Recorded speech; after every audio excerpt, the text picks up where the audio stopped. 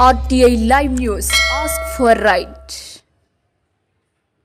కొమరంభీం ఆసిఫాబాద్ జిల్లా సిర్పూర్కు చెందిన మేతుకు హేమలత పటేల్ పట్టభద్రుల ఎమ్మెల్సీ అభ్యర్థిగా ఉన్నారు. సిర్పూర్లోని వారి నివాసంలో ఏర్పాటు చేసిన ప్రింట్ అండ్ ఎలక్ట్రానిక్ మీడియా సమావేశంలో మాట్లాడుతూ ప్రస్తుతం కరీంనగర్లో అడ్వకేట్ వృత్తితో ఉన్నప్పటికీ సామాజిక కార్యక్రమాల్లో పాల్గొంటూ హేమలత ఫౌండేషన్ ద్వారా గత 5 సంవత్సరాలుగా సమాజ సేవ చేస్తూ సమాజంలోని పేద బడుగు బలహీన వర్గాలకు సేవలు అందిస్తున్నానని అన్నారు.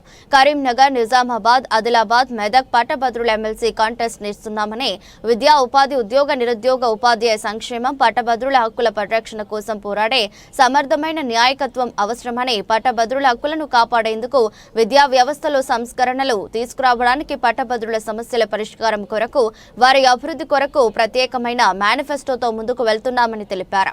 పట్టభద్రులు తమ తొలి ప్రాధాన్యత ఓటు మేరకు హేమలత పటేల్ కు వేసి గెలిపించాలని, పట్టభద్రుల హక్కులను పరిరక్షించాలని, నిరంతరం వారికి అందుబాటులో ఉంటానని తెలిపారు.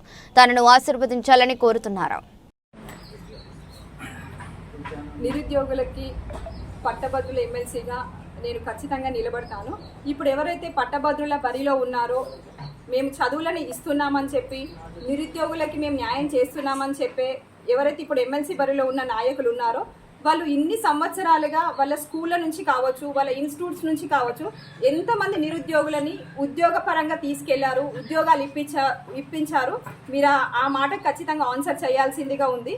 మీరు ఏదో రాజకీయ లబ్ధి కోసం ఎమ్మెల్సీగా రావడం కాకుండా మన పట్టభద్రులకు సహాయం చేయడానికి మనం ఇక్కడ ఉండాలి. కాబట్టి దయచేసి నిరుద్యోగులందరూ మీరు గమనించాలి. ఎవరు పని చేస్తారు, ఎవరు చట్టసభల్లో గొంతిప్పగలుగుతారు, వాళ్ళ కోసమే మేము మొదటి ప్రాధాన్యత ఓటు వేయగలరని కోరుకుంటున్నాను.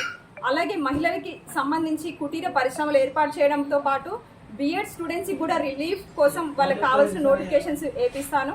అలాగే వికలాంగుల కోసం కూడా స్టైఫండ్ పెంచిపిస్తాము.